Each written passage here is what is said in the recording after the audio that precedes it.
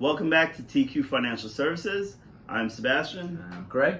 And we're here for another TQ tax tip. We're going to go into kitty tax a little more in depth than our shorter clips, right? Yeah, definitely. So we'll go over earned income, being taxed on earned income as a child under the age of 18, as well as unearned income or interest that you gain from your investments, stocks and bonds and such. So I guess we started off kitty tax. It doesn't really matter. So we'll start off with the kitty tax. The kitty tax is, I guess, is what you're getting taxed on unearned income. And what is unearned? So stocks, bonds. If you have a portfolio that is gaining interest, then and for your child, then the child would get taxed up to $2,100, right? That's the limit or the threshold, I should say, that the government gives. Right. So after that. Yeah, after that amount. So after they earn $2,100, then they start getting taxed. Right. And that tax bracket will be dependent upon the filing parent.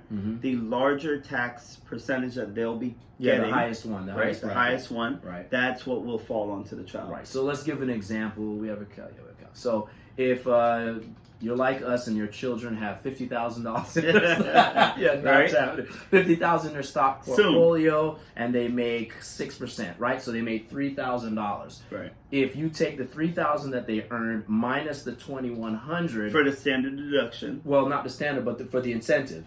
Right. There you go. So that'll drop down to $900. So $3,000 is the interest that they've earned on the $50,000. $2,100 is the threshold that the government gives. So $900 is what the child will be taxed on. Right. So then, to your point, it depends on the child, on the parent's tax bracket. So if that parent is at the 25% tax bracket, which they probably are, right?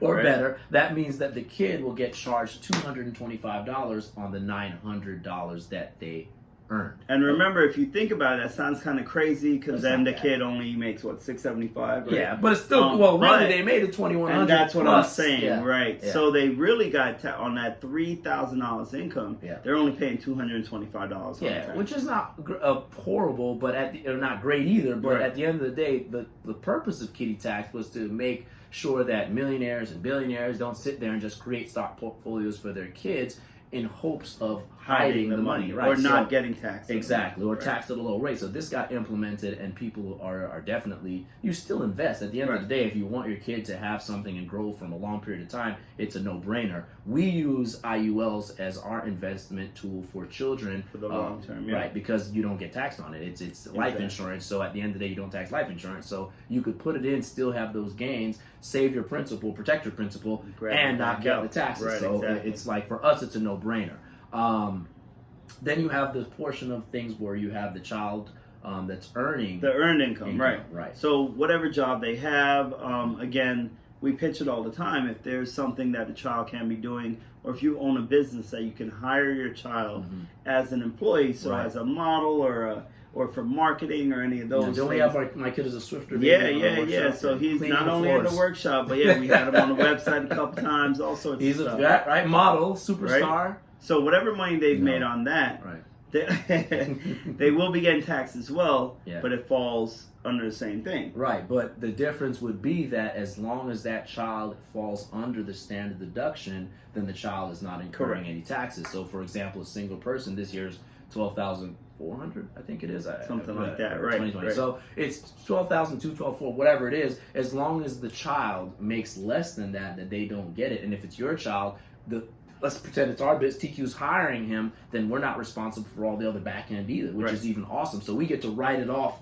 as an expense. Yay. And the child gets it. So really, I'm taking the money. And we're keeping, that amount of money, whatever we give to that child or the company gives to the child is tax free. Right? So here we go. We always talk about utilizing what the tax law gives you. There's no cheating. Again, the money that you pay the child has to be a reasonable amount based on the duties that they're performing. So you can't pay the child $43,000. I'm making it up, but $12,000, say, to get you maxed out. A 2-year-old and tell me he's accounting, right? Because he can't he's do a janitor, right? At 2 years old, how much cleaning is this kid really doing? You know what I mean? So it has to make sense. Well, clean up. No, not at all. All right, well. So it has to make sense. And again, if they make under the standard deduction, they're not paying any taxes on it. And whatever business is paying them as an employee gets to write that off as an expense. So the business isn't paying taxes on it either. Right, which is pretty awesome. So it's a win-win for both Right. sides. So again, it depends on your position, obviously, where you are in your life, whether you can do both, invest in the child as well as pay the child for earning income. It's going to be a benefit for you no matter how it works out.